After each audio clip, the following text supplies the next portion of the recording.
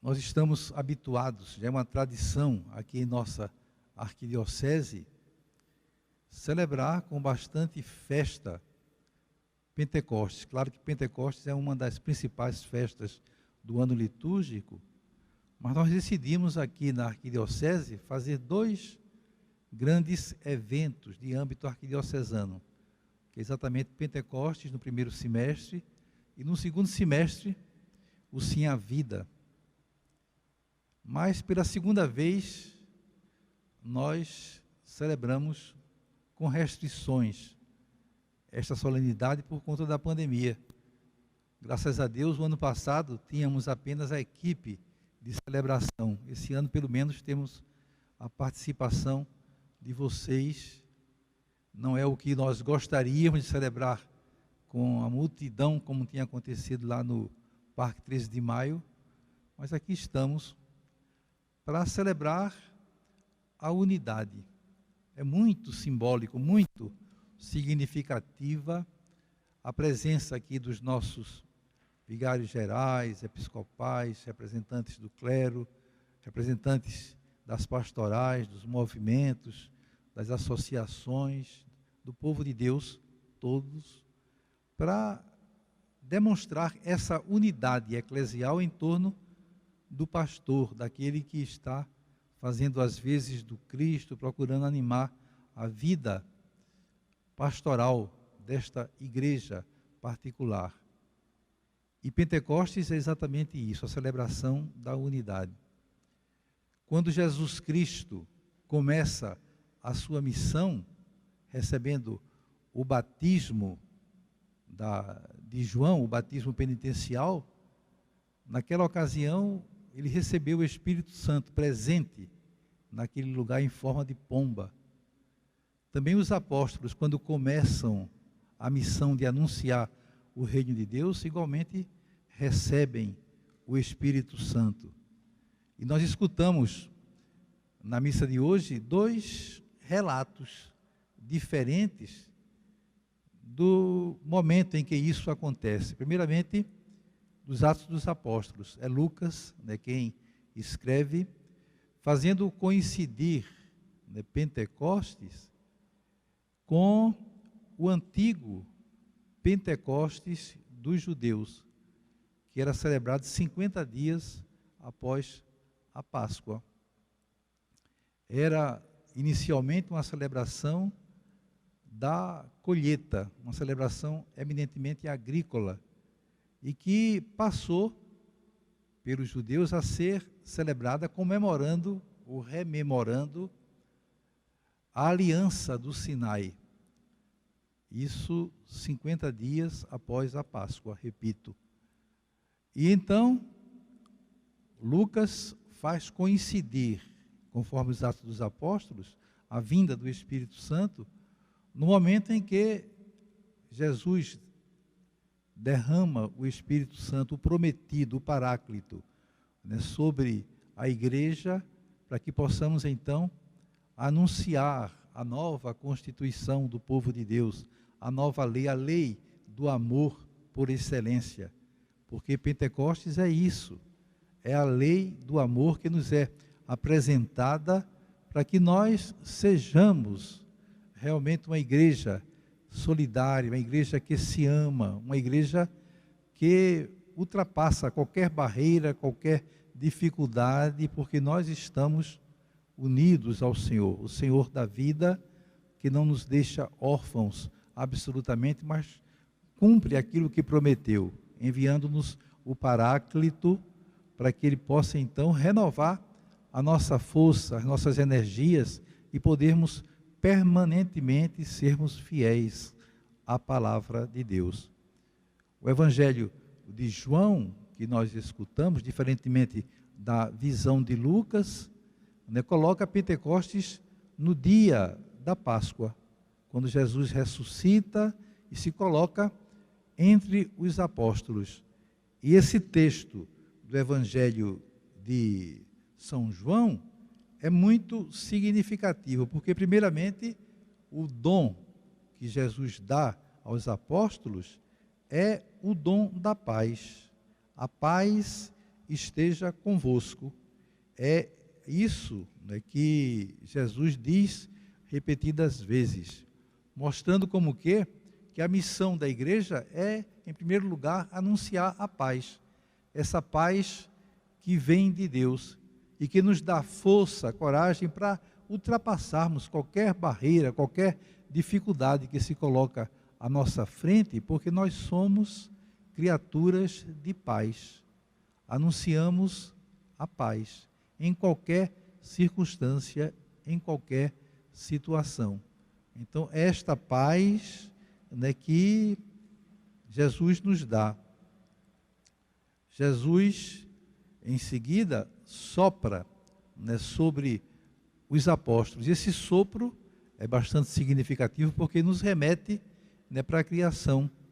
É o novo sopro de vida, né, que o Senhor nos dá, para que de fato sejamos diferentes, sejamos comprometidos com as coisas do alto, nos lembrando a cada dia que nós não somos daqui. A nossa vida é junto de Deus. Então precisamos estar sempre renovando o nosso ser, né, através dessa presença cada vez mais crescente em nossos corações, em nossas vidas, para que possamos então viver aquilo que o Evangelho nos propõe.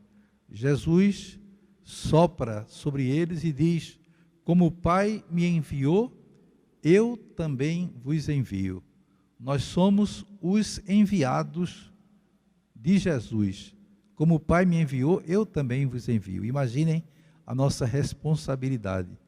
Cada um de nós teve a oportunidade de celebrar um Pentecostes particular no momento em que nós nos crismamos.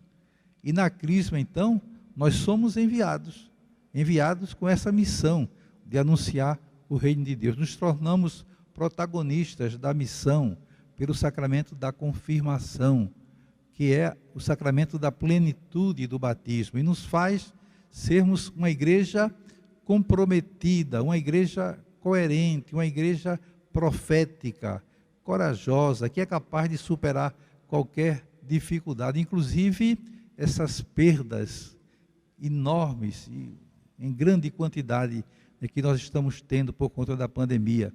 Quanta dor, quanto sofrimento, a todos os dias chega notícias de alguém, né, que nós amamos e que partiu para a casa do Pai, ou está ameaçado de morte, e tudo isso, claro, que nos constrange demais, enche os nossos corações de tristeza, mas que nós superamos tudo, né, com a graça de Deus, porque Ele, de fato, é o Senhor da vida.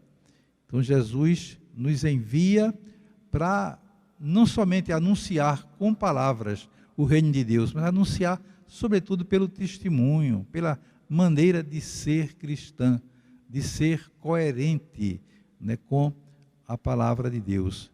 E Jesus, então, dá aos discípulos, nessa ocasião, o poder de reconciliar, de trazer de volta aqueles que falharam, aqueles que foram infiéis ao sacramento do batismo. A gente sabe que o pecado é exatamente isso, uma infidelidade ao batismo.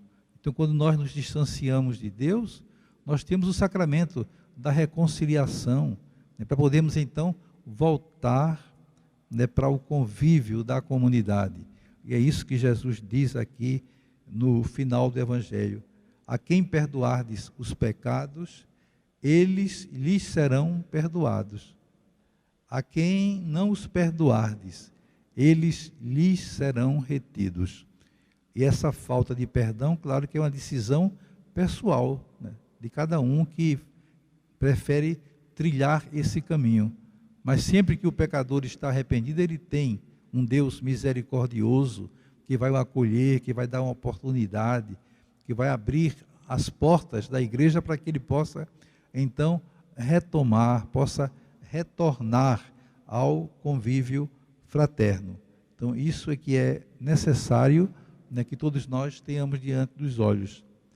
E completa perfeitamente tudo isso aquilo que nós ouvimos na carta de São Paulo aos Coríntios, esse belo texto da palavra de Deus, onde ele nos mostra, falando da unidade, né, que aparentemente as coisas são diferentes, mas tudo é um na igreja. Há diversidades de dons, mas um mesmo é o Espírito, diversidade de ministério, mas o mesmo é o Espírito, diferentes atividades, mas um mesmo Deus que realiza todas as coisas em todos. E faz uma analogia aqui muito bonita com o corpo, né? Como o corpo é um, embora tenha muitos membros, e como todos os membros do corpo, embora sejam muitos, formam um só corpo, assim também acontece com Cristo. Ele é a cabeça e nós somos os membros. E cada membro tem a sua função, tem a sua particularidade. Mas nós precisamos estar unidos à cabeça. Aquilo que Jesus falou no sermão de despedida que nós meditamos nesses últimos domingos, né, a questão da videira, né, a videira e os ramos precisam estar ligados, estar unidos para que eles possam então, né, produzir frutos. De modo que é nessa certeza, meus queridos irmãos e irmãs, que nós caminhamos e temos responsabilidade, todos nós, né, com esta igreja particular de Olinda e Recife, cada um cumprindo o seu papel, cumprindo a sua missão como o corpo místico. E assim então nós vamos enriquecendo a igreja, vamos levando adiante a missão de evangelizar, que ninguém se sinta mais importante do que o outro, mas todos, né, temos o nosso papel fundamental, a nossa missão fundamental. E precisamos então fazer a nossa parte. Nós estamos encerrando hoje a semana de oração pela unidade dos cristãos. Tivemos aquele momento tão bonito aqui no começo da missa, onde rezamos por todas as igrejas, para que de fato aconteça a profecia de sermos um, aquilo que Jesus faz na oração sacerdotal, rezando exatamente nessa intenção. E essa intenção é eminentemente própria, né, de Pentecostes. Pentecostes é a celebração da unidade. Então, que nós possamos caminhar nessa direção para que, de fato, a nossa igreja cresça cada vez mais, não tanto em número, mas, sobretudo, em qualidade, em compromisso com a fé, em compromisso com a missão.